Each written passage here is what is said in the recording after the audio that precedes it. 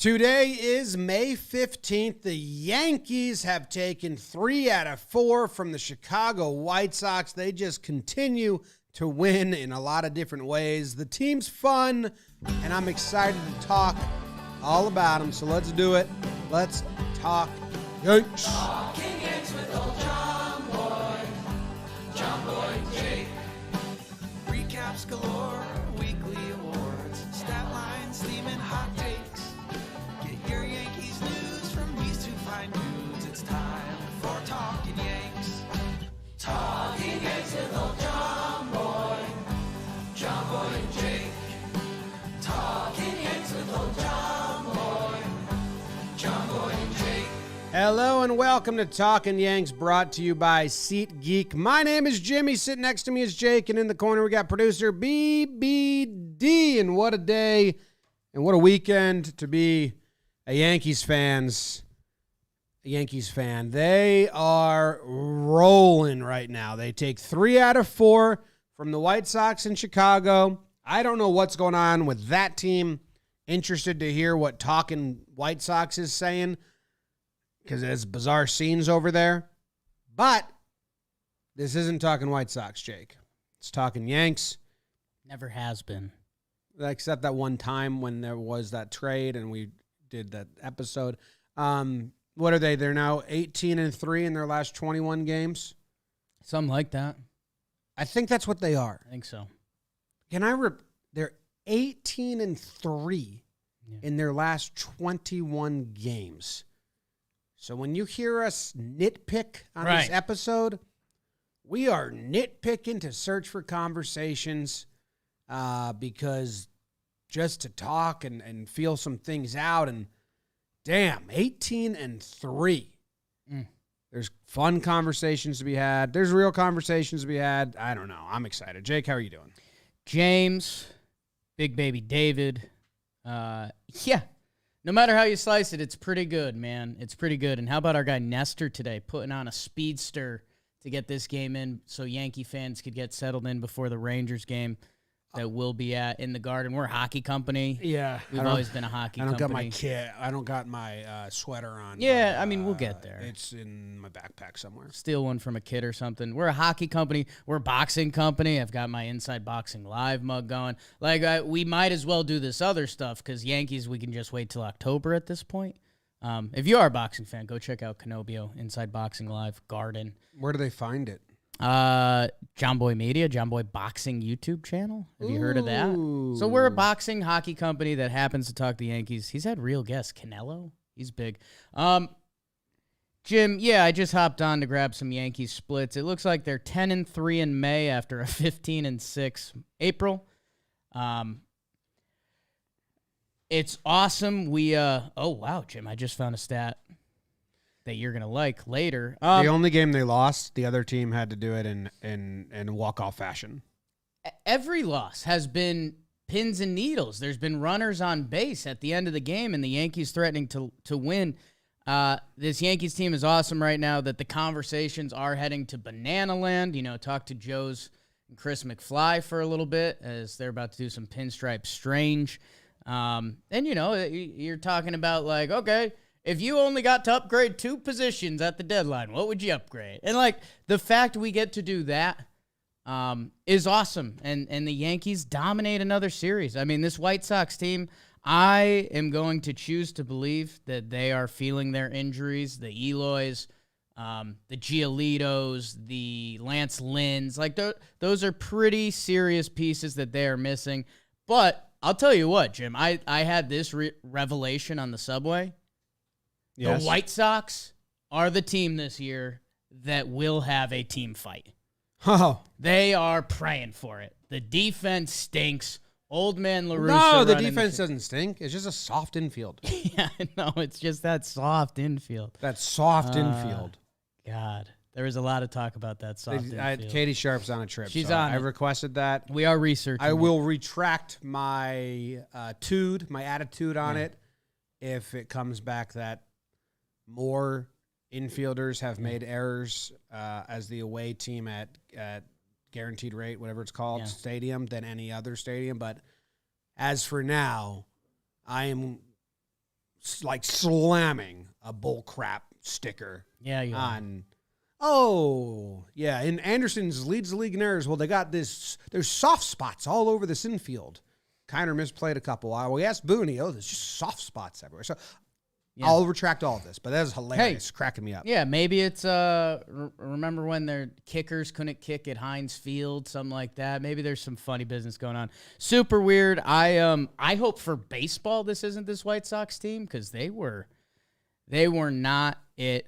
And yeah, man, the Yankees are a wagon right now. So yeah, we get to preface another episode with like, hey, if you hear anything critical, that means we are digging at straws because this team's nasty. And yeah, let's hype these boys up a little bit. And we do have somewhat of a firmish out around 6 p.m. So we got like hour 15 for you guys. That's kind of the episode anyways. But let's go Rangers, Game 7. We're going to Game 7 with Joe's. Hey, Jake, just to bring up what you said, yesterday was a loss. It was a walk-off loss. Right. The other two losses in the 18-3 stretch, one was the Texas Rangers when they won. They beat the Yankees 4-2, but the Yankees had the tying run up to the plate in the ninth inning, and the other one was Toronto 2-1. They had, I think in the eighth inning, they had bases loaded in the top of the ninth inning. So you are very correct. The three losses have all come in absolutely very close ways. Yeah. Yeah, and there's just so many ways to chop up games now. Jim, I remember we were hunting for blowout stats so much last year. I think they are now they have 5-1 in blowout games. Last year they were 20-17. That's winning or losing by 5+ runs. Just any way you cut up the numbers right now, the Yankees are nasty. And the tough conversations are a couple defensive spots, Aroldis Chapman, times are groovy, and let's groove, Let's do it. Let's burn Game 1. We got 4 games, so let's get through them. Let's not do the lights. Okay. For Game 4. That's fine. We'll come up with something new, but I saw a bunch of people in the comments that were like, yeah, that kind of stinks for us, too. Okay. So I think we need a better... We'll rebrand. We'll retool some stuff. A celebration. I had an idea I was going to surprise you with and break it out. Nope. That isn't... I think it'll be harsh on the audience. If anything, I just like a giant red light. Yeah, that's what you're doing. No blinking, but just red. I think that's good. But first, we're doing Game 1. Jake, I am excited to hear what happened. Game 1, Yankees, White Sox. Feels like forever ago. It was forever ago, Jim. All I need to do before we do this is find the Burn song. I found it. Here we go. Game 1. Let's hear it. Burn, Jakey, burn. One of the AL favorites, the Chicago White Sox, try to cease the Yankees' hot streak with Dylan throwing some frisbees on the bump while Luis tries to be king of the heel, making his first start of the 22 season. Hit the music, Giancarlo. Let the rhythm take you over, Giancarlo. Te quiero. 2-run homers. Giancarlo Stanton, he might have a big series. The White Sox, they bounce back a little bit. Pollock, Garcia, couple RBIs. They take the 3-2 lead. Rizzo triples his pleasure. Tied up at 3. Hit the music again, Giancarlo. Another 2-run homer from Giancarlo Stanton. I'm going to be singing a lot this series. DJ 26 with another hit. Yankees double him up. It's 6-3. A little heel. He gets a little wild out there. Wild pitch scores a run. The judge doesn't care. He orders a 456-foot homer. Boogity just hurt my hand a little bit. 7-4. And oh my God, is this a game? Yoan Moncada with the 3-run yacker. We are locked up at 7s, but these Yankees are built different. Jimmy Judge, the infield singer scores 2. Stanton, RBI single, scores another 2. Donaldson, the 3-run homer. It's 14-7. They go for 2 to make it 15-7 on the Judge sac fly. Yanks go heel to Castro to Litke to Johnny Laza and Chad. Yankees take game 1 15-7.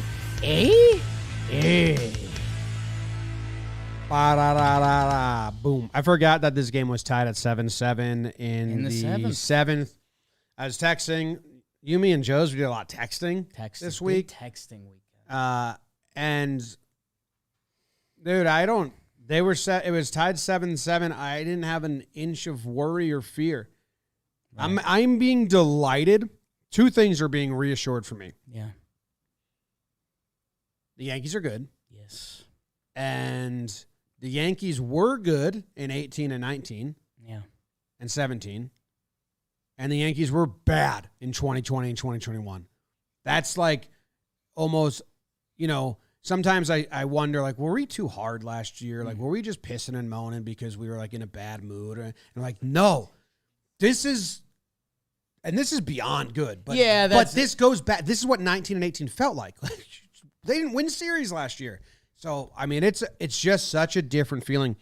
And the same thing with Heel. I think that's a conversation here. They start Heel because he was more stressed out than Schmidt. Clark. And they wanted innings. At one point, they run him out there when you're just praying that he can, like, get some outs and not ruin the game. And I tweeted, like, whatever. This is we are 17-1, 17-2 in our last 20 games. That's good math. And we got a big stretch, and we want to see what Heel's got. And that's shit that we were able to do in 17, 18, 19 when you just go, let's just see what he's got. And a lot of people tweeted back, like, isn't this what we get mad at them for? And I said, well, yeah, when they're, like, scratching and clawing and in a hole and got to climb out, you can't really do this stuff. But it's a different vibe. When the 20 and 21 Yankees did this, it was times they needed a win. It wasn't you were up 3 runs. And the Yankees, that 4th inning for Hill, if you told them you get another inning from Hill, but you give the White Sox a run, they would have shook hands and made the deal. Mm-hmm. That's what that was. So, and that's the only thing where you saw me reeling in a little bit. I mean, Yankees are now, what's their record after today? 25-9. Thought process. Even the 19-18 Yankees, they're doing stuff right now that's special, and that's awesome. Yes, and that's awesome. So, I'm not even going to talk about the previous years. Thinking about Cole's hamstring in Fenway, what were we doing? Back to Thursday. When was this game? 2 months ago? It's Thursday. It's tied 7-7 in the 7th. Stanton's the man. Didn't have any sweat. Stanton's the man. They struck out a bajillion times, but when they did put Wood on the ball, it was like a guaranteed extra base hit, which was a little odd. And there's a couple things going on here that, like, the top 4 of our lineup, I think I tweeted out either Thursday or Friday. I said, DJ, Judge, Rizzo, Stanton, like, my 4 versus your top 4, roll the ball out there. Like, if your top 4 outperforms my top 4 on a given night, like, good. You guys might deserve to win. Because what Stanton and Judge are doing, and when DJ's right, even Rizzo's been a little funkaroony, but what he does to split up those big boys is kind of what we've talked about for years. So it feels awesome. We continue to roll. I mean, Judge and Stanton combine for 10 RBI. You add Donaldson, you get 13 spot in there.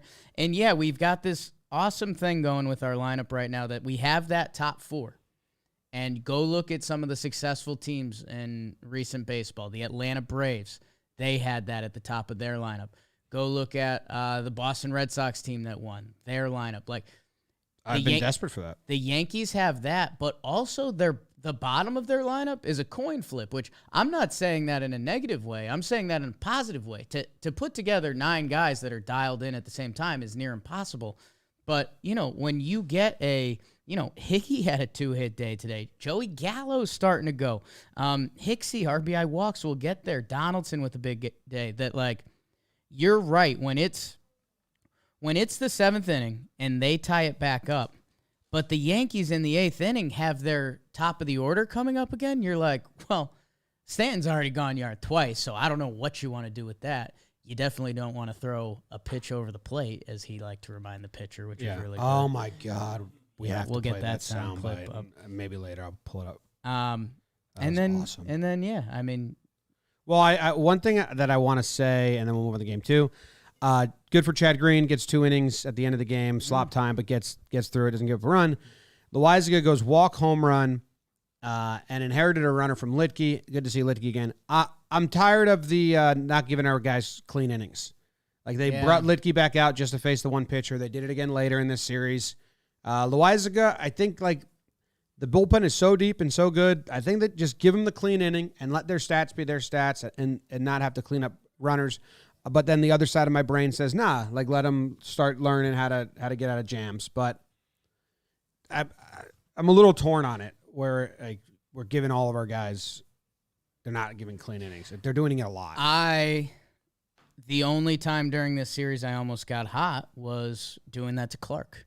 Because, again, that's not what he's trained for at all, and he still did a great job. So, yeah, I'm with you on that. They are falling back into that a little bit. I do think there's been a couple weird ones. Like, remember that Monty start where he was at, like, 65 pitches, and then he gave up a hit on the first pitch, and then it was like, well, we kind of have to go to the bullpen to make sure we win this game. There's been a couple odd ones that haven't been by the book. I definitely think they, especially in this streak with a ton of games, A-Rod Hand came out. In this streak with a ton of games, they believe in that more. They definitely believe in it. Yeah. Yeah. Okay. I think that's all I got Yanks for this put game. up 15. Yeah. So And it was never... Dylan Cease, the strikeout or get hit thing was hilarious for a while.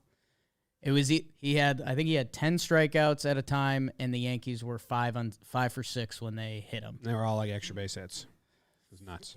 Weird. Game 2. Game 2 is brought to you by Shady Rays, Jim. You look good in yours. I just threw mine on for the first boing. Didn't want to burn my eyeballs, and that's what Shady Rays is good for. If you're in a fireplace, they'll protect your eyes. Or you can wear them to a Rangers game and maybe hide your eyeballs if you're getting emotional. Or a lot of people wear them outside. Protect them from the sun. Jim, summer's coming, man. Summer's here, I'm about to dog. wear some sunglasses next Yankee game we go to. Summer is here, dog. It's warm this weekend. Was sweating. Allergies in Connecticut. My goodness. But my eyes looked good constantly because of Shady Rays. And by the way, every pair is back with their lost and broken replacements. You might think I'm blowing steam up your bum. You wish. Keep dreaming. If you lose or break your pair of Shady Rays, even on day one, they will send you a brand new pair. Like, what? Like, I think that's everyone's hesitation with sunglasses. Everyone loses them or breaks them. Shady Rays, they guarantee that they will send you a new pair if you do. And, by the way, they're giving a crazy deal. Code YANKS at ShadyRays.com. 50% off 2+ pairs of premium polarized shades. So, find 2 pairs of glasses you like. You go to check out, and you'll be like, okay, wow, this wasn't bad. I'm getting 2 nice sunglasses. You type in code YANKS, you just cut the price in half. Boom. Bing, bang, bong. www.shadyrays.com. Code YANKS. 50% off 2+ pairs of premium polarized shades. Oh. Yeah, maybe I'll do that as before the burn.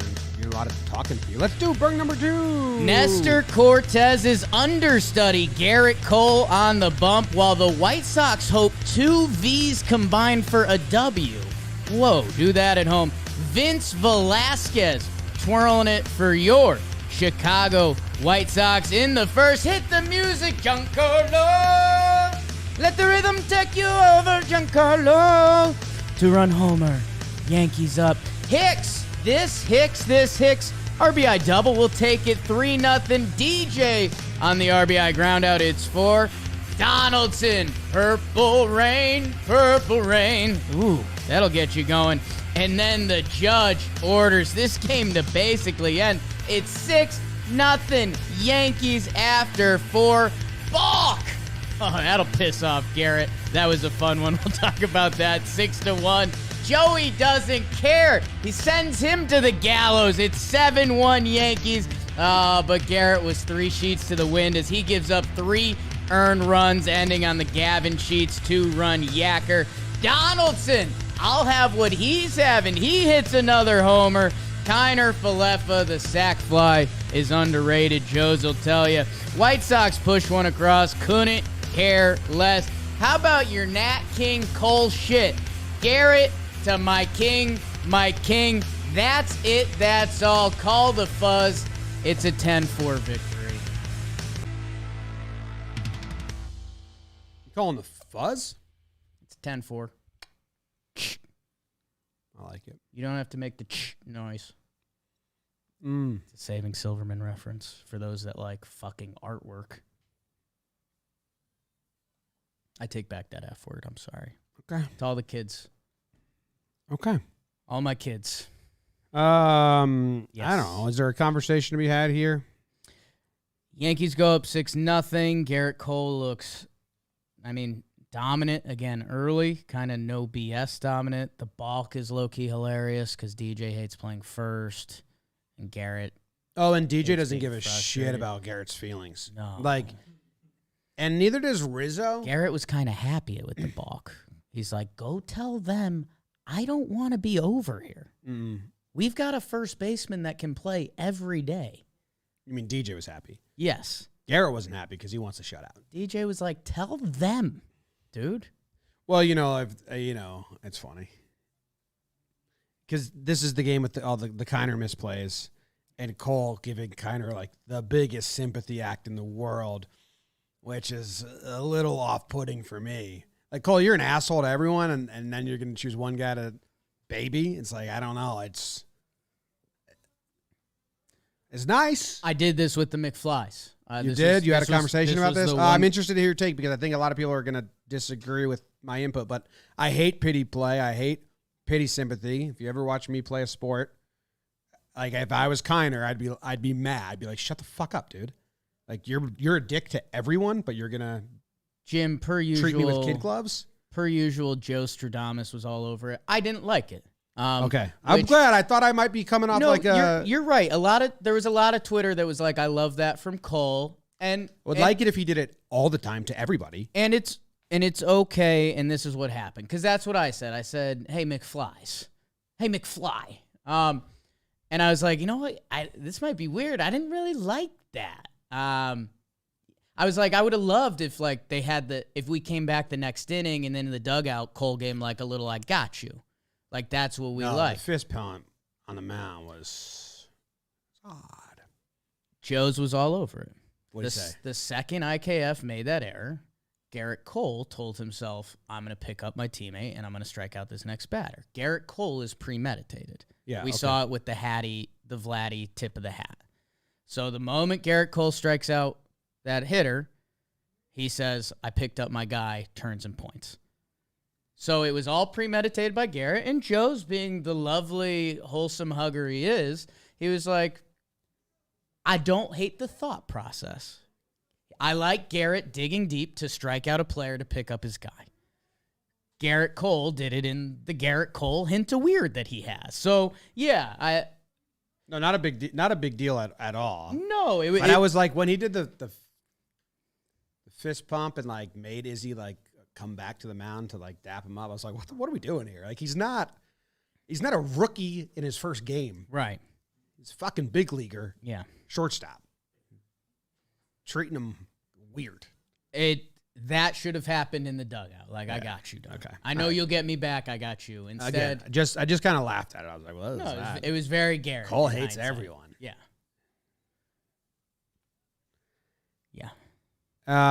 They threw a guy named Bennett Salsa. Hey. Just an update for you. And then King comes in after Cole, 4-run lead. And I was happy with this because they wanted to stretch him back out. I don't know what the pitch count ended up being for King. 36. So that was something that we wanted. Yeah. We wanted him to be back in the 35, get up to like the high 30s again. So not a high leverage to use one of your best pitchers. It's 4-run lead, but I think they need to keep him stretched out like that. So I was kind of happy with. Do we think is Cole getting an award later? Or I don't have one lined up for him. I think so. Well, I'll get this out there now, and if I have to put my tail between my legs, I don't care. Just something to watch with Cole as he gets clipped in the 6th inning, and if you remember, he was basically a perfect pitcher for 3 or 4 starts, except for that 114th pitch to who was that? Not Cole Calhoun's. It was Cole Calhoun, the Coles. The Coles, yeah. Pack Sundays. That, it was a thing with Garrett a year or two ago that it was like, when he, after his 75th pitch, the numbers kind of went down a little bit. He's kind of, the numbers are starting to do that again. So just something to keep an eye on as we go on through the season. And, kind of every starting pitcher has that except Framber Valdez because he's a sexual creature. But, no, man, here we are again. 10-4 Yankees. They were up 6-0. And the White Sox just felt like sad. Yeah. Well, the next day, the White Sox felt really sad. They needed a win. They need a fight. Yeah. So the next day, they got a little something. And now we move on to game 3. Burn. Jakey. Burn. Like 2014 through 16 for me, it's the full Monty versus Dallas as the Southpaws, Jordan and Keuchel, get it started in the South Side. Is it the South Side or the North Side? I always get it confused. South. It's the South Side. I thought I had it. Louis Robert. Never say that right. RBI single, scores TA7. And then Moncada. He goes solo dolo. It's 2-0. Monty was scuffling. Only way to put it was struggling to locate. That's okay. Top 8. 2-1 Yankees after Junker. No, you don't have to hit the music. It's an RBI single. That scores 1. In the 9th, we're leaving in Higgy, runners on, and he gets the sac fly, a little Higgy pop. Oh no, IKF thrown out at third to score the run. That really chaps my ass, man. As Araldis comes in, and speaking of not having it, boogity. An ugly performance by Araldis. Yanks get walked off on. Tim Anderson bobblehead night. Don't like that. White Sox win 3-2. Yankees lose and don't care.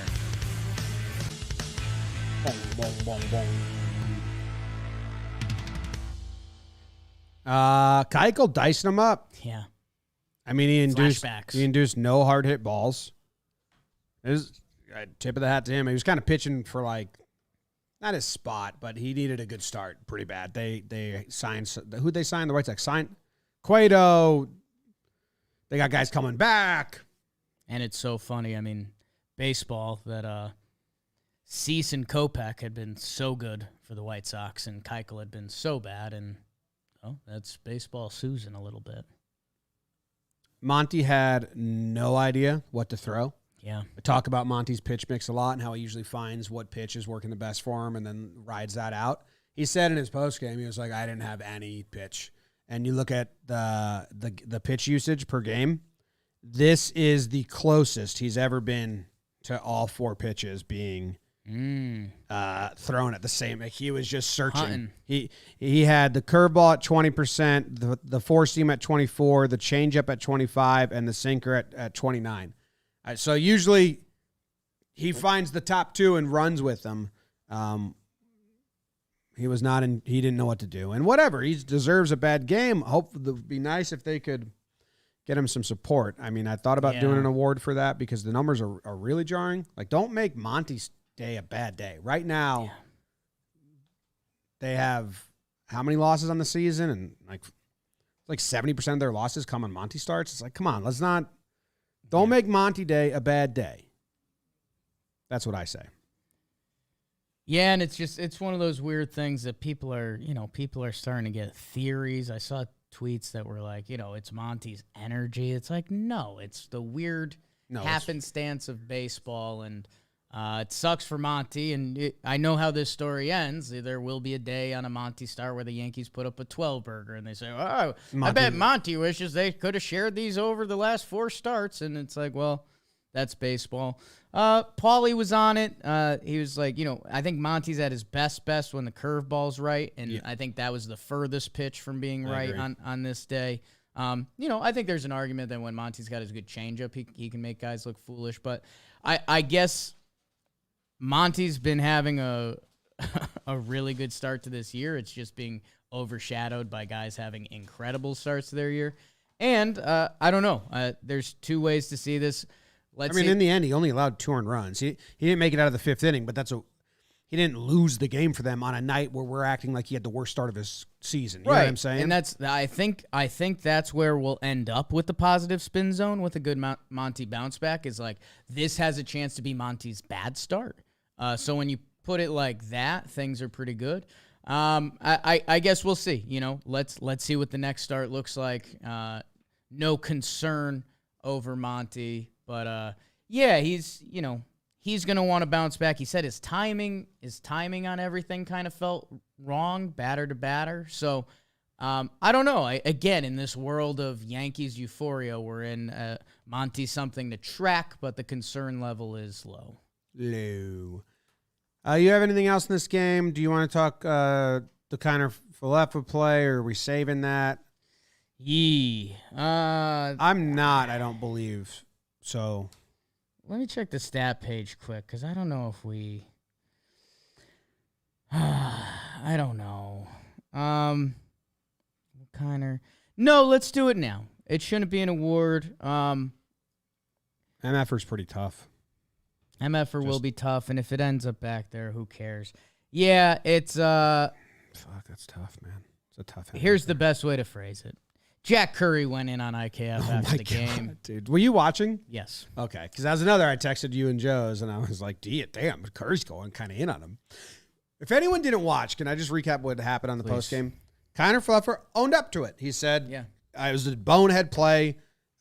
He was like, I was not trying to bait it so the run scored, because some people are like, that isn't a thing. I was not trying to do that. I was just thought I could get to third base. It's a bad play. I'll learn from it. Great. Accountability is amazing. Kiner Falefa, when it's perfect not game time, is a 10 out of 10 Yankee.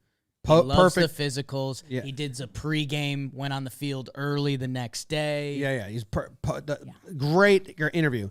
They come back to the studio, postgame, and Jack Curry's like, well, I don't know if he learned from it, because this is the second time he's done this, and the last time he said he was going to learn from it, and they show the second time he did it, where he got thrown out at second. Acted like he was trying to bait the runner, and Curry's like, and Boone said after that is not a play they want to happen or to do. So I don't know if that's what Curry did. I was like, damn, Jack, and it got after him.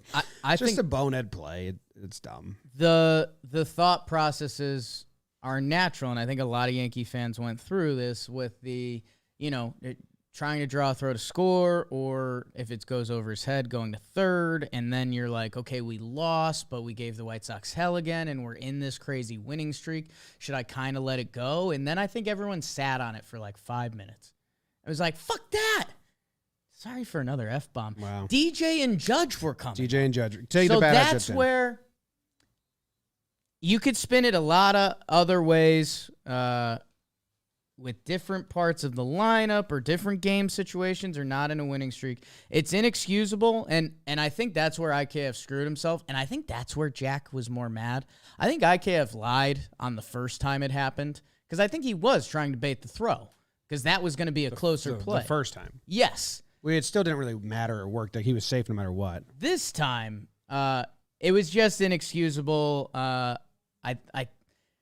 I think he genuinely thought there was a chance it would go over the third baseman's head. Either way, it didn't matter. You had Pollock, who has a yellow light arm, as we all know from watching Yankee games. Yellow light, yeah. And it was a deep ball, and it was Gallo, who moves really well for a fella his size. So, and you're fast. You're not like Rizzo trying to get to third so you score on the single. Right. You're kind of whatever. My first tweak was in part of his interview. It would have been third with one out, where an out would have scored him. So I do get that thought process, but it's DJ and Judge, and that's inexcusable. We can talk soft sand in Chicago. We can talk running hot or cold at the plate. You can't do that. So that was tough, and I think we all we were all kind of in our, all right, we can't win every game, but then it was like, damn, I think we could have, though. I think we could have. They also didn't hit. Keuchel just shut him down. Yeah, Keuchel. That's I think we could have a fun conversation with the White Sox or the Yankees analytics that if the Yankees and White Sox were playing a playoff series tomorrow, a lot of nerds would be yelling, throw Cease, throw Kopech. Mm-hmm. And I think the Yankees side would say, okay. Yeah, cool. As long as it's not Keuchel, dude. That guy torments us. He does. Clark comes into this game, 2.2, 2 hits. Looks good. Good job by Clark. Clack. Oh, and then Chappie, blah, blah, blah. Yeah, he probably gets talked about later. Yeah. All right, let's move on then. Game 4. This one happened recently. This, just happened, dog. Do you have a burn? Yeah. Wow. Look at Jake go. Yeah. What a pro. Let's do it. Game 4. Burning the burn. Like a hungover Sunday meal, let's get nasty with Garrett Cole's idol, Nestor Cortez Jr. versus the White Sox and Michael as they try to peck away at a series split. Ooh, top second. Oh, boy. We are walking in the sticks. Hicks, your RBI walk leader since 2017. That scores one. DJ 26 with another. No, he walks. He does the same thing. It's 2-0 Yanks. Trevino, he scores on a wild pitch. Thank you for the free runs. It is 3-0 Yankees. Jim, it stayed that way into the 8th until Adam finds the right angle on a home run. 3-1. Nestor Cortez was special. 8 innings pitched, 3 hits, 1 earned run, no walks, and 7 strikeouts. Boogity, boogity, boogie. Jim, top 9. How about your guy go? Hey, I'm Joey. Nice to meet you. Joey Gallo with the big insurance home run to make it 5-1 Yanks. That would be your final. Jim, we go Nestor to Clay Holmes. Ho, ho, ho. Put it into my veins. Yankees win 5-1 and take the series 3 out of 4. Like donkey to a horse? I mean, yes, literally. Okay. Yes. You know what? That was a huge victory. Just to let you know. Okay. A series split would have felt awful. Awful. For how bad the White Sox looked Awful. and how good the Yankees are. A series split, walking away from there like, wait, we didn't win more than they did, would have felt really bad. Jim, sometimes I don't, well, I was going to say sometimes I don't peacock my feathers, but there are certain times when I peacock my feathers pretty hard. I was in no doubt mode today. Like the most confidence in a Yankees win I've been before a game in a long time. Between what Nestor's been doing and the fact that, like, Hendricks burned himself out yesterday. It would have been the second time seeing Graveman if he rolled out. Like, the White Sox didn't have a pitching path to victory today. They did not. So, I was never concerned. I mean, that one Kopech inning, hilarious. I mean, Joey Gallo draws a 3-2 2-out walk, and then the wheels just fall off. IKF gets him. He loses control, and the Yankees get some freebie runs where it's just like, hey, you just cannot do that to this team. How many times have we talked about good Red Sox teams that if you give them an inch, it just feels like it's over? I think it's a little bit of a Fenway effect, and it's a little bit of a Red Sox effect, but it feels like if you see a team boot a ball against the Red Sox, it turns into 4 runs instantly. Whew. Like, you give the Yankees 3 free ones today, and you're just not going to win. They just said, Nestor, you're up. We're out. And he was perfect in the innings surrounding that inning, Kopech. So what was that? It was pretty bizarre. I mean, I think he kind of got shook by the Joey Gallo walk. It was 3-2. He spit on one, and I think I texted Peter Moylan last night, friend, farm to fame, Braves broadcaster now, called his first game. Congrats, Peter. Hey. Because Hendricks was in, and Peter's an Aussie and a big baseball fan and a bullpen guy. Mm-hmm. And I sent a text that I'll edit for this a little bit, but Gallo walked against Hendricks, and Hendricks let out a spit and a grin that was very much the Australian facial expression for, like, swing you P-word. Mm-hmm. And, yeah, I don't know. Kopech got rattled. I think it was like I'm basically out of an inning to then it was like, wait, there's runners on first and second? Like, what's going on? And honestly, like, not a shot at Kopech. Super talented, 26. He doesn't have a ton of MLB experience yet. And I think, like, this is why young guys in baseball experience is a huge factor. I think he got straight rattled that inning. Otherwise, he was gross. Yankees didn't have a lot of swings and misses at all against him, but he was perfect around that inning for a while. I don't know I forget how it ended. Nestor's great. Big home run by Gallo. That's it. And Donaldson's probably a big story of Game 3. And then, I mean, Clay Holmes would have been a bigger story at the end of this game. But with the insurance runs, he comes in, and ERA is now under 0.5. And Nestor has one of the best ERAs in the AL, or the best ERA in the AL? His ERA, I think, went down this game to 1.35.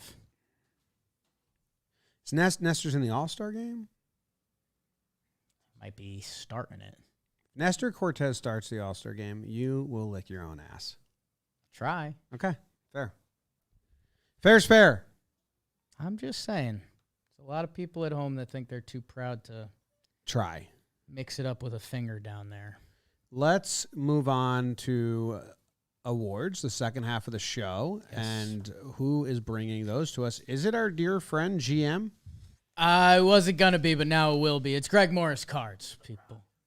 My name is Greg Morris, and I want your stuff. He was going to be the pride because he's a proudful man, Greg Morris Cards. You real ones might remember Greg Morris Cards, the most trusted sports card seller on the planet, sells over 80,000 sports cards every month. What are you doing? Nothing. Over 2,000 a day. Over 1 million cards in 2021. GMC, Greg Morris Cards, is known for selling vintage, also the modern stuff. Shohei, Trout, Judge, Happus, Soto, all the young players, too. We know Trevor Plouffe super into that. Torkelson, Witt Jr., Jordan. Free combined shipping when you order 2 or more cards. Go to gregmorriscards.com, see their inventory, and follow Instagram, Facebook, Twitter, GMC, Greg Morris Cards, to see their content and deals. This month only, when you check out, send them a message through eBay saying you heard about GMC through Jomboy, Jomboy, and get $5 off your order of $50 or more. Go to www.gregmorriscards.com. Go check it out. If you're in the cards world, please go contact Greg Morris. So this is for to buy cards? Yes. The last time we did an ad read, it was the flip side. It was because he does both sides of it. He buys your stuff, and it was like, Greg Morris wants to buy your stuff. He does, and he still does. He just didn't want you to tell us that right now. Yeah, great. Well, that leads us right in, too. Pride of the Yankees. Pride of the Yankees. Pride of the Yankees. Yeah. It's Pride of the Yankees. I get to go first. Wow. What do you think that is? How unholy you are. I spent all day today in my church. So, okay. The TikTok Diner. You going to Floreal? Route 3. No, I'm not. And this is a tough one because I want to give it to both guys, and I have an angle for both guys that I think deserve it. There's a few guys. I think it's too. Well, we'll see. So I'll go Stanton. Okay. With my first one. It's a good one. Stan has 9 RBIs this series. Why does Stanton get it? 8 hits this series, 500 batting average over the 4 games, a 556 on base percentage. Keuchel didn't allow any hard hit balls in Game 3, and Stan said, "Fine, I'll play your game." And he has 3 softly hit balls. Yeah. I'm not just a masher, dude. No. I can put it in play and sprint down the line. Yeah. Like, shut up, Keuchel. And that's why he's my pride of the Yankees. He didn't get Keuchel'd? No. Game 1, 3 hits, 2 homers. Game 2, 2 hits, 1 homer. Game 3, 3 hits, all singles. Game 4, took it off because it was Nestor Day. And he was just like, I'm fucking done, guys. I'm going to relax. I'm tired.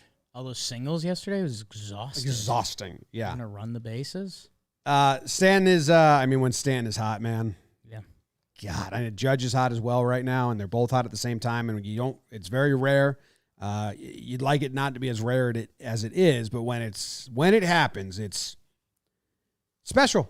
It's special. It's the type of shit where, like, when we're old men, we'll be like, when those guys were hot at the same time, it was a nightmare. But before today, he had 4 multi-hit games in a row. And before today, his numbers on the month of May, 11 games, 356 batting average, 417 on base percentage. So the singles are somewhat important in an honest way. Like, he's not just hitting home runs. He is getting on base and hitting the ball and doing multiple different things. And when he does connect, man. Whew. We genuinely don't appreciate it. I know I say some Yankee stuff like that about the bullpen sometimes and Judge and Stanton. But, yeah, like I was talking to my Uncle Rick this weekend. Shout out. Big Pirates fan. His Pirates had a tough one today. No-hit loss. Yeah. There will be texts. But, you know, we were talking about Pirates' top prospect, O'Neal Cruz, who... The Reds... They had a great day. Pirates won. But got no hit. 1 run, no hits. 1-0 win. O'Neal Cruz, their super prospect, they're keeping in the minors for manipulation, rumors. Who actually they called up last year. And O'Neal Cruz is like a exit velo specialty, like 120 plus, like that rare Stanton Judge air. And I think in his 3 games, like he has the 2 hardest hit balls in Pirates history. And we just forget because we see Stanton hit it 118 off the bat, and we see Judge hit it 116 off the bat that we're like, oh, there's guys that do that. No, it's them and Ohtani. And we just have 2 of them. Vladdy. And Vladdy can catch a couple too. There's a couple guys, okay? But Judge and Stanton, we see it like every series. They hit a baseball about as hard as you can. Judge hit one 456 this series. Stanton's awesome, and man, the way they were oppo fielding the White Sox in the early games, I mean, that felt like slapping another team across the face. Oh, this is where you guys play? Do you mind if we use that? Yeah. Mean. Like, a lot of players don't, I want to phrase this right. A lot of players don't hit opposite field home runs easily. Like, I don't know how to say that. Like, Aaron Hicks, who's a really good baseball player, like hitting an opposite field home run, like righty, if he finds the porch, I think he's done that a couple times. Like, a lefty Hicks opposite field home run, that's very hard for him, and he's a really good baseball player. Like, Judge, Stanton, Donaldson doing that all in the first, 10 innings.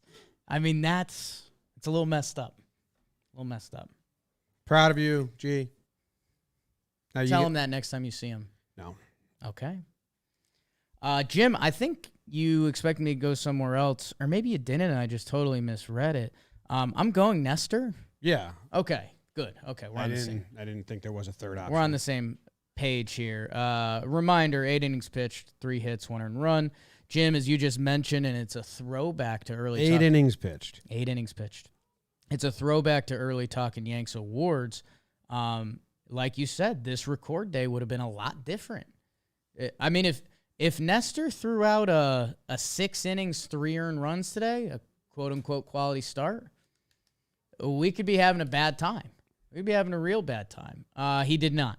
He went 8 innings, 1 earned, 99 pitches, 7 strikeouts, and just dominant. Grab the ball, throw it. It's awesome to watch. Was this a 2.5-hour game? He's incredible. He's leading the AL in ERA. We've flown past. We were so nervous for a while that he was going to Cinderella us and turn into a pumpkin. We got over that, and we were like, you know what? Let's wear it proud. We are with Nestor. He's done more than enough for us to go to war with him. And then, I don't know if it's confidence or just constant improvement or the other teams are scared now. But we've landed in a whole nother area. We've landed in an all-star game Cy Young area. So I love me some Nestor, and I hope you love him too. I do. That 1 inning, 3rd, 4th inning, I don't know what it was. I tweeted about it. I want to go rewatch it. It was the 8-9-1, but it was nuts. It was a 10-pitch, 3-strikeout inning. But, man, It was masterful. Let's see. In the third inning, he struck out the side on 10 pitches. Yeah. Did you see that? McGuire, Harrison, Anderson, yeah. Like McGuire, he got on the sidearm slider, dropped it in. I think Anderson, he went like 75 miles per hour, 75 miles per hour, and then went outside. He was going inside, outside. He was going sidearm, upright, fastball, 92, 75. Like it was.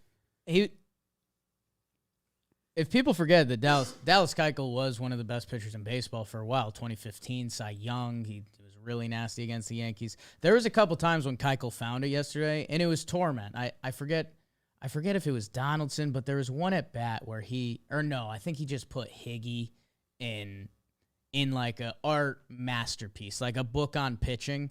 And Nestor has that where, I think it was hard stuff away, slow stuff away, and then you're just set up. Yeah. If that cutter's in on your hands, you're screwed. Or if he throws you the soft stuff away, it ends up out of the zone and you're screwed. Like, he's putting people in the spin cycle right now, and it's like he's making it look easy. Yeah. All right. Next up is... You Yankee motherfucker. I don't have an obvious one here because I think it's hard. So I have one to leave you if you want it, but if you don't want it, it's fine. I got awards later, but I'm not going. I'm going with Loizaga actually. Okay. And it's kind of a tipping point a little bit here with Johnny, who I love and I want to trust dearly. He's given up earned runs in his last 2 outings. He's now given up earned runs in 1, 2, 3, 4, 5 of his 14. His ERA, which I won't even say because I don't think reliever ERA is necessary. But he's given up a hit or a walk in 1, 2, 3, 4, 5, 6, 7, 8, 9, 10 of his 14 outings. 10 of 14. He's hit or a walk. This guy was lights out last year. And if you go look at his baseball savant, a lot of it's blue. He's not getting beat on the margins. He's getting hit hard. The expecting batting average is 6th percentile. And I want to be able to trust Johnny. And something's going on. It's either dead arm, fatigue. I don't know. I don't know what they do. They have a lot of options here. That's the lucky thing. But need some clean outings out of him. Need a tinker. We need a report. Like we need Meredith to say, actually, they think they found something.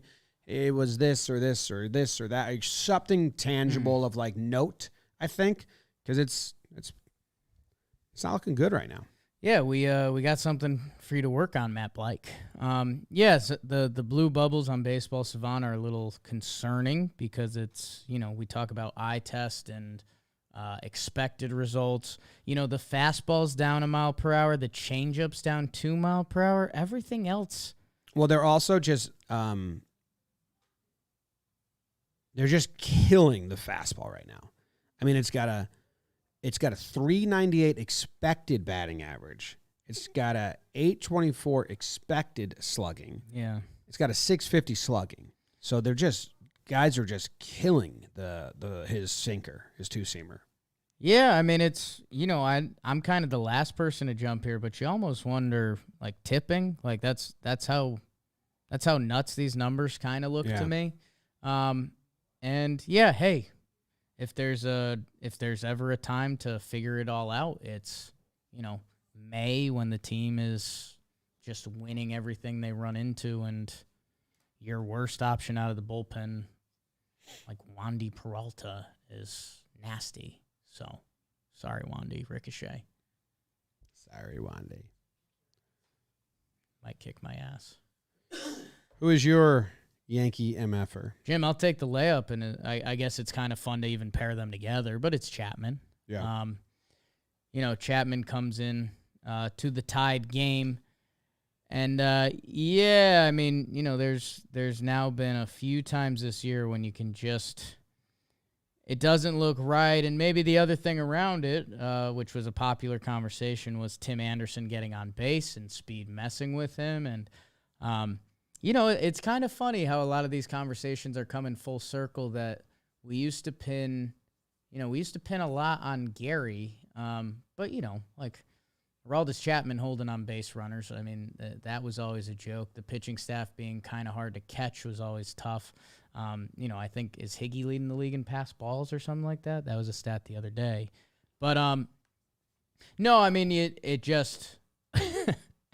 If you were a Yankee fan watching the ninth inning, I think everyone just kind of like, oh, we're not getting anyone up. Like, you were just kind of praying that somehow a double play ball ended up somewhere. And, hey, credit to Louis Rubber. He hits the thing, and it squeaks past Rizzo, and that's it. That's all. But, yeah, man, I mean, Chapman, he had a clean sheet going, ERA-wise. And, yeah, it's just, I mean, the walks. Yeah, the only thing you can say about Chapman right now is this is the Aroldis Chapman story. It's not June yet, so he's not going to look good. And that was the only hopeful spin, was it just got hot in Chicago, that he was sweating. So you're like, June, but it's also like the miles on the arm. Yeah. So that's the only, I think, the hopeful spin right here that you have is somewhat used to bad starts from Chapman. Last year he had a good start and then absolutely faltered halfway. But yeah, I think career ERA in May is 3. So yeah, that's like my spin for you. Yeah, and it's people like their jump to conclusions, Matt. It's a wait and see thing with Chapman. Everyone kind of wants to be hot and say, like, we can't trust this guy come October, whatever it is. Let's see what it looks like, because there's been times when I can trust that guy come October, and he looks gross and unhittable. And there's some times when he loses his zone, and it ain't pretty, and we got other options right now. Which is an award I was going to give out, but I'll just say it here because it's a good name. The award that I was going to give out was, does he know that award? To Chapman? I don't know who it was, to Boone, I guess, or Chapman, okay. Both. It's a Boone-Chapman hybrid award. I don't know who. You tell me who would get. I guess Chapman. Say the award again. Does he know that? Does he know that award? It's tricky, huh? Kay asked Boone why he used Chapman in the 9th when the save situation would have had to happen in the 10th, and he said, well, we don't have a closer. We got a lot of guys back there that can close games, and Chapman's going to get used in a lot of spots, and everyone's going to get mix and match for matchups. I'm like, oh, so the Yankees are closer by committee? Right. Did you tell Chapman? Yeah. Does he know? He doesn't. I don't think you told him. You bring him into a tie game, and he didn't know why?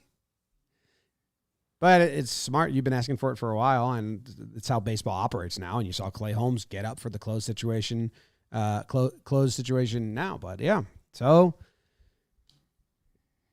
according to Boone, what he told Kay, Chapman might get more saves opportunities than other guys, but he's not guaranteed to get the save opportunity.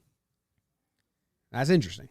And I think Boone will do a dance. Like, if I think he's going to be looking for excuses for a while, like if Chapman throws pitches the night before or something like that. Like, I think he'll want to dance around it. But, I mean, if there was a playoff game tomorrow, give me Clay Holmes in the 9th over Chappie. Like, I'm sorry.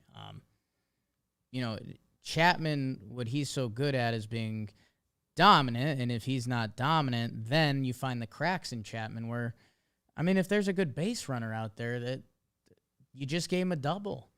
And also, not all this is shots fired at Chapman. Clay Holmes has been ridiculous.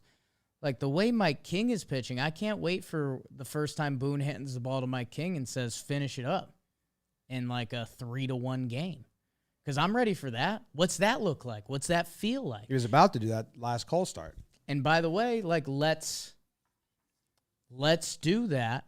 So if we need that come later in the year, which, by the way, how much have we talked about when the Yankees were doing 7-game playoffs and not pitching guys on back-to-back days, that if there was this is where Yankee fans get to start dreaming. If there was an ALCS and, that game 3, they go, Chad, Johnny, Clay, and Chapman, whatever it is. Game 4, Nestor goes 7 perfect innings or whatever he does. And then you can just go King. and you say get 2 innings, and then you have a fully rested bullpen for a game. Like, hey, I know we're dreaming big, and we should be talking about Chicago White Sox series, but these are the things that, like, hey, while we're having fun, let's have fun and make some plans and see what works and see what guys are built for. And, yeah, Chapman, again, currently kind of a problem, walking a lot of guys. That could change. We could snap our fingers. It could be 4th of July, and we're like, whoa, look at the streak Chapman's on. Like, he still has that on the tank, and you're right. I think the thing we monitor is, does he start to tick up? Like, the fastball's down a mile per hour or 2. Is it a buildup, or is it, Aroldis Chapman's 34 now, and it looks different? It's true. All right, what time do we went out? We got 15 minutes? Yeah, 15. Regular Old Awards! Jim, I told you about Greg Morris cards. Yes. Some people say he's a little old school. I don't agree with those people. I think he's the right school. But if you're a little more new school, you might want to check out Candy. Candy is the official NFT partner for Major League Baseball. You've probably seen them. They were on the Yankees outfield. They're all over everything. They take the thrill of card collecting, and they make it digital. They do blind packs. You don't know what's inside, but you might get something cool, cracking some wax. They've got 5 levels of rarity: core, uncommon, rare, epic, legendary. The packs have been dropping every week except this week. The next one drops May 24th and then May 31st. Go purchase it. MLB.candy.com. Set up an account at candy.com MLB. I'm on there, by the way, by clicking the link in the description, and start your collection today. If you're into the NFTs and you're about it, or if you've been thinking about it, go check out Candy, the official NFT partner of Major League Baseball. Candy.com/MLB. I'll go first, and I'll just tell you my award and why, and then we can just keep this train a-rolling. I am giving out the Typecast Award. Okay. Maybe it's like the Typecast Warning Award. Your signature Typecast Warning Award. Signature Typecast Warning Award. I think I know who you're giving it to, because we talked about it a little bit, but who are you giving it to? It's not. No, it's not that. It's actually. not I'm Edwin pivoting. Encarnacion. It's not Edwin. It's not who you're thinking of either. Shit, man. It's Gleyber Torres. Okay. Well, I should have guessed. I was going to guess Gleyber. Did I get it? Gleyber's the correct answer. Okay. Now, we've talked about Gleyber's splits, righty-lefty. He's been crushing righties. Lefties. His numbers against righties are getting better, but they're not great. In game 1 or 2, I forget what it was, Gleyber starts on the bench. He comes in as the pinch hitter. He draws a really nice walk, then gets a single in his next at-bat. So as a pinch hitter on the season, he's 2 for 3, 2 RBIs, a walk, some game winners, and in clutch spots, he crushes lefties. Gleyber, don't get typecast, because I see the Yankees seeing this shit and saying, actually, Gleyber, we like you as our drag and drop guy. We're going to get you 2 at-bats, but they're going to be later in the game when we see you can best find us, fit, and your starts are going to get limited. He didn't start today. He's in the rotation. He's starting, but let's start crushing some righties, and then let's have like an awful pinch hit day here or there, I guess, if it doesn't hurt the result of the game. But, yeah, I saw that, and I was like, uh-oh, that's kind of like what Voit fell into last year. It was the worst defensive option out of all the options. He crushed one side of the ball, and he was really good as a pinch hitter. Gleyber's younger. He's got more value. He's got a bigger career. He's got a lot. You don't want to stifle a career here, but he's really good coming up clutch spots. And they might see this down the stretch and go, Gleyber, you're going to be our drag and drop guy. So, little warning to Gleyber. I love what you're doing. Yeah. You're getting there. But just be careful. Start hitting righties. Start hitting some righties, Gleyber, and he's been going, and hey, he's still, he's a part of this rotation where we got bodies. Oh, I just saw Big Joe's McFly smile. That puts a little lead in my dolphin, but man, I mean, Gleyber has been playing He got off to a slow start. You could butter knife his numbers a bunch of different ways. The last 20 games, 277 and 812 OPS. Like, that's some pretty good Gleyber Torres. But you're right, Jim. We know how the Yankees operate, and they use numbers, and then they'll try to execute on those numbers, and if it works, they start peacocking. I mean, Aaron Hicks got slid down to the 9th spot because they're like, ooh, could we get a little double leadoff going? By the way, might not hate it. You don't like it? I don't like it.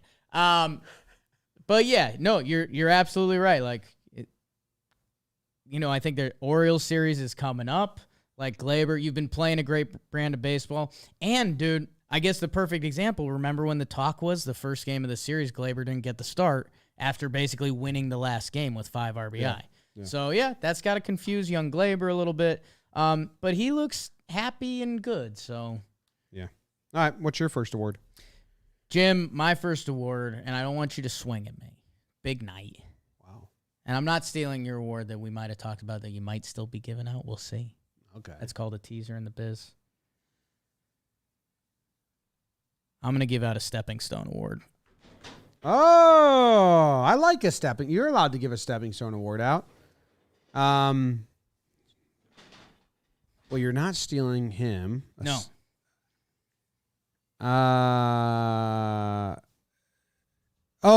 You giving this to Higgy?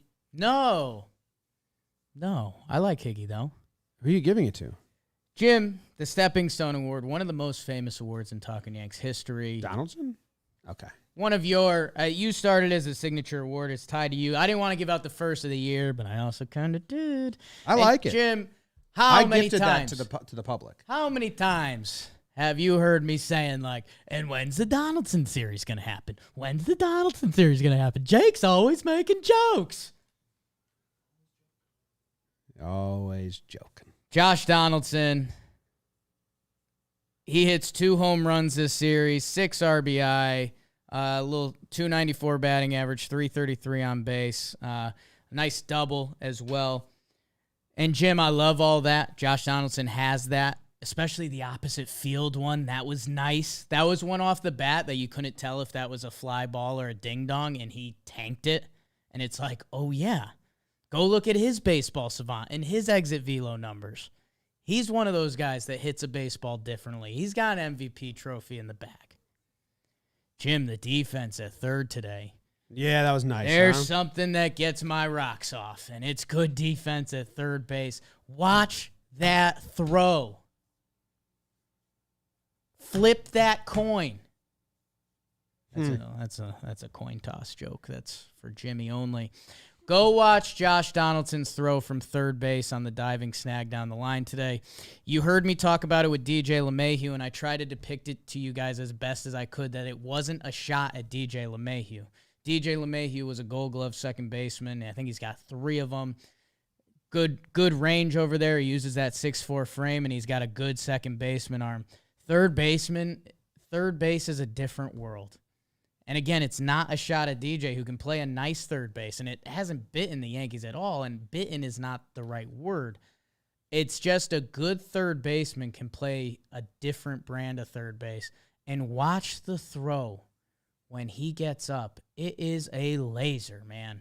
It is an absolute laser, and that's why you talk about Gleyber right now. And Rizzo got the demoralizer catch. Someone tweeted at me. It was full-blown demoralizer. Yeah, someone tweeted at me. Full-blown demoralizer. And that's where, Jim, we start dreaming about October. These Yankees, they look good.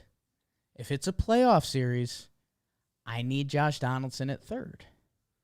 Maybe you get one game of the series where he's DHing or doing something else, but Josh Donaldson should be at third. He also totally big brothered. I don't even think he did, but Anderson and him exchanging words, and Donaldson was like, "I'm not into like what? Like, hey, you'll know when I'm trying to pick a fight, buddy." Like, yeah. If I wanted to start a beef, you'd know I started a beef. Like, I just fucking fell on you. I'm sorry about it. Yeah, I'm trying to play baseball. I don't think Anderson cared either. I think that was a whole big nothing. They both run a little hot on the field, and Donaldson gave them like, nah, we're not gonna do this. This isn't worth my time, unfortunately. Yeah.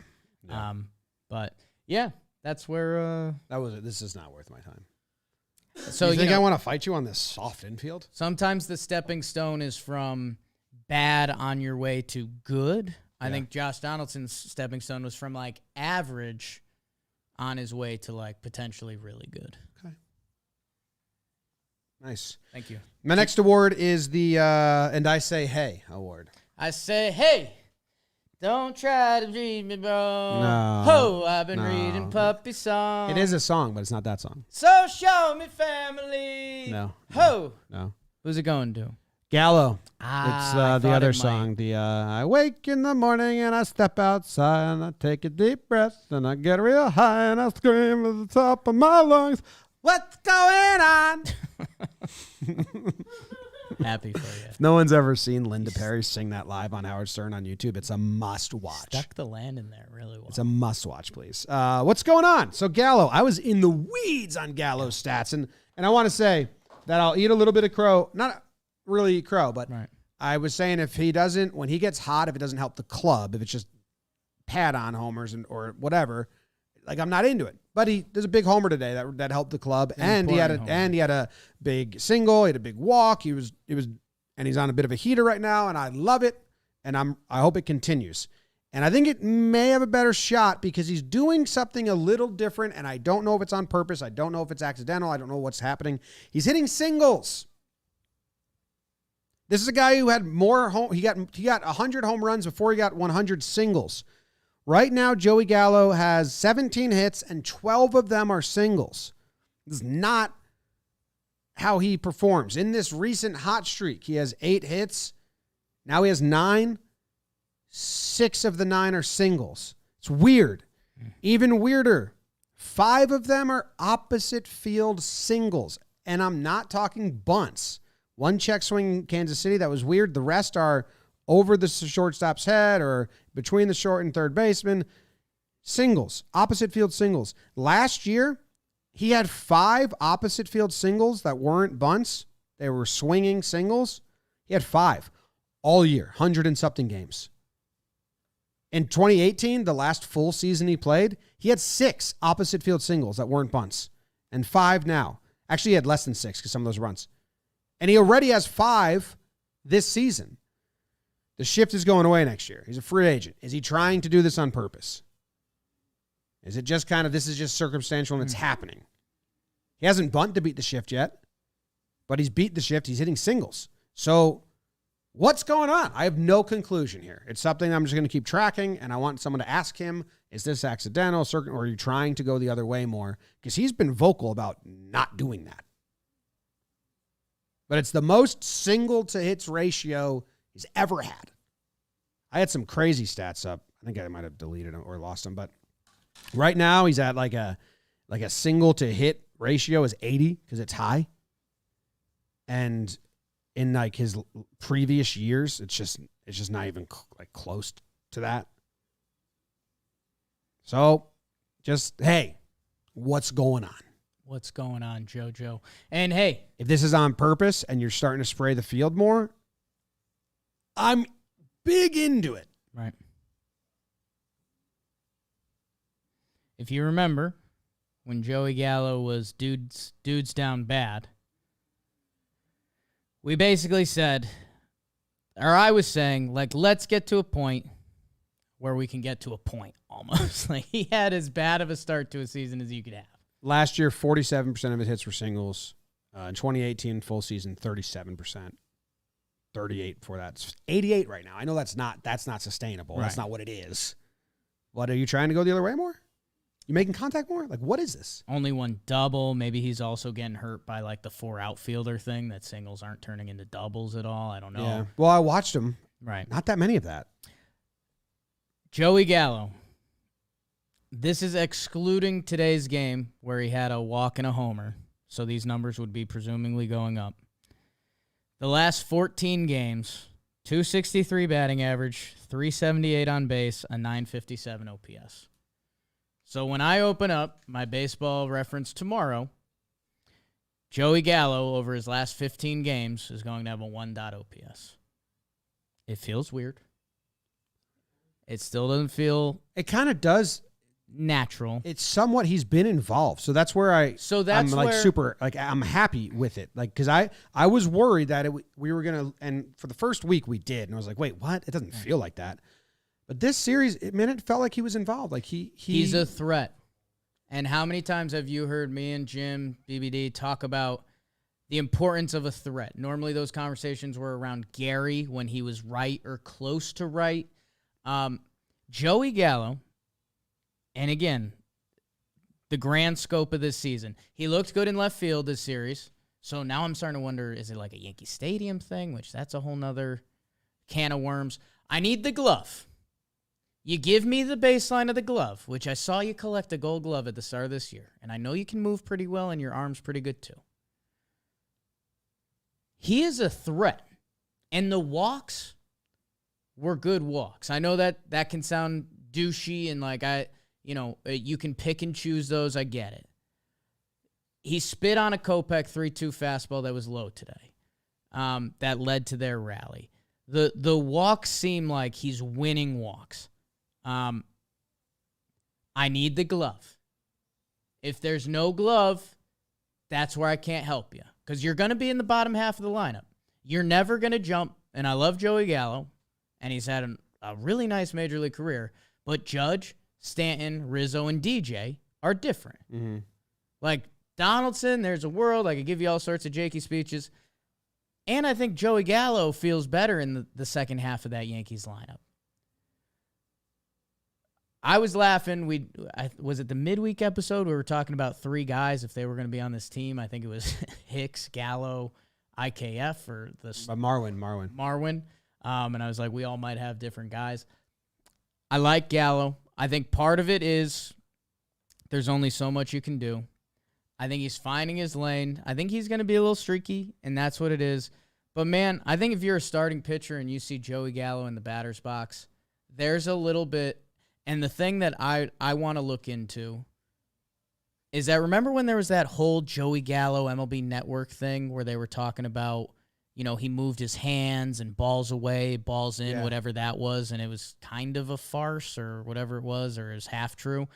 I want to look into that because what you're saying with the single stuff, I was thinking that today when I was watching Gallo because I think the White Sox were pitching him up and away all series, and the like two mistakes they made he hit for homers. So I wonder how that all ties in, and maybe it was to what you're saying before, but I'm in on Gallo as long as the defense is there. I'm never gooed. Game 7. You should go a little bit. It's game 7. Split the go. You're up. Last award. Prestigious last award. The prestigious Sunday final award.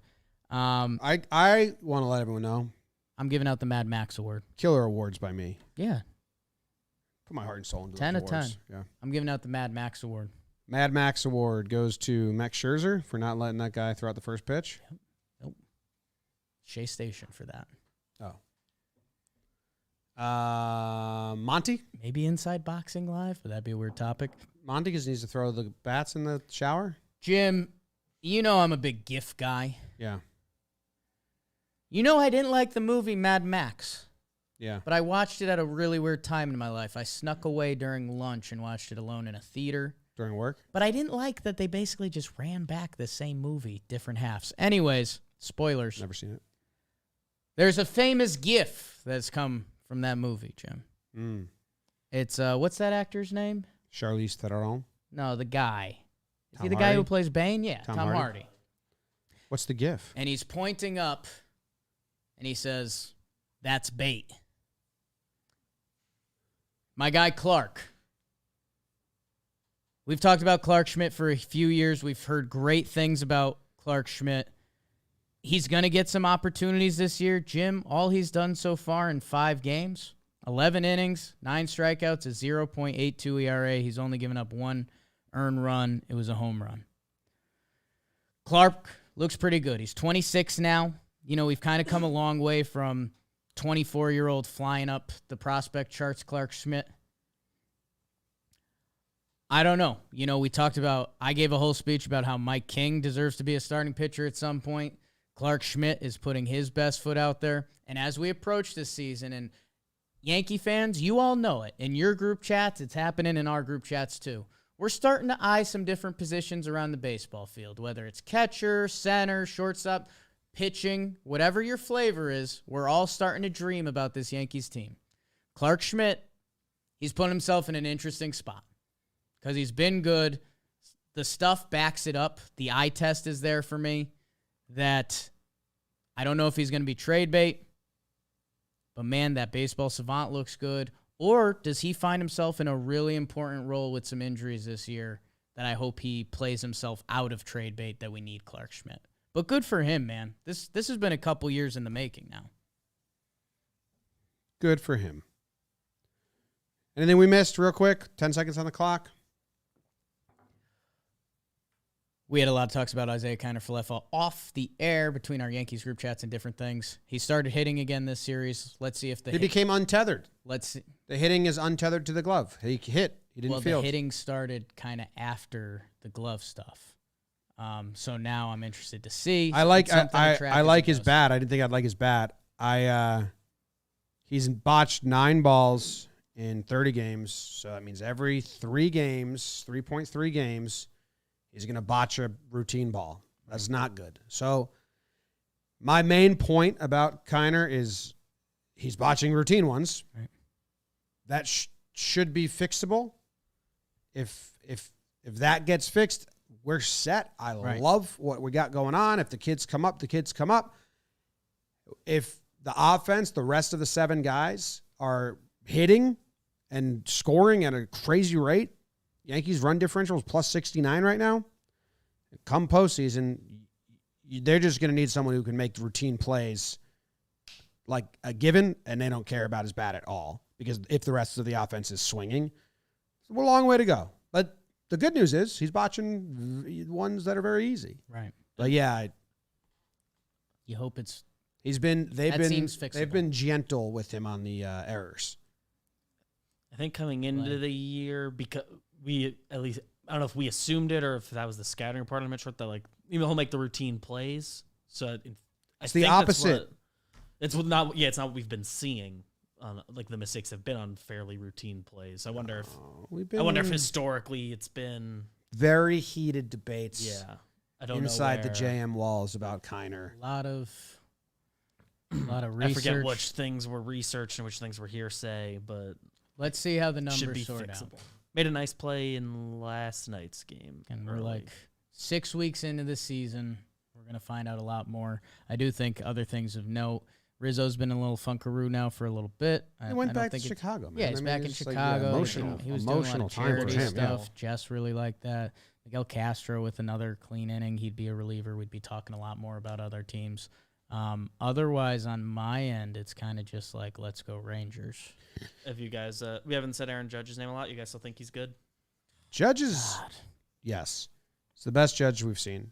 Stand by that. I mean, obviously the numbers are better in 2017, but for the first half of that season, he was batting 8-hole for a while, 7-hole. They slowly slid him up. Pitchers were feeding him the most fastballs he's ever seen. He's got the biggest target on his back he's ever had, and he's doing it. Better. Yeah, pitchers are treating him. Yeah, and he's amazing. So, Rizzo had some deep flies today. Good for Higgy, like you said before. Good for Higgy. Get it going, Higgy. Yep. Cool. All right, Yanks are rolling. Who they got up next? Sevy on the bump? I think Baltimore, right? I think it's Sevy, Tyone, Cole, and Monty in Baltimore. And then they host the White Sox in Baltimore. So, hey, familiarity these couple weeks. Hope the White Sox stay being weird. Be bad. Go Yanks. Tell them, Grams. Go Yankees.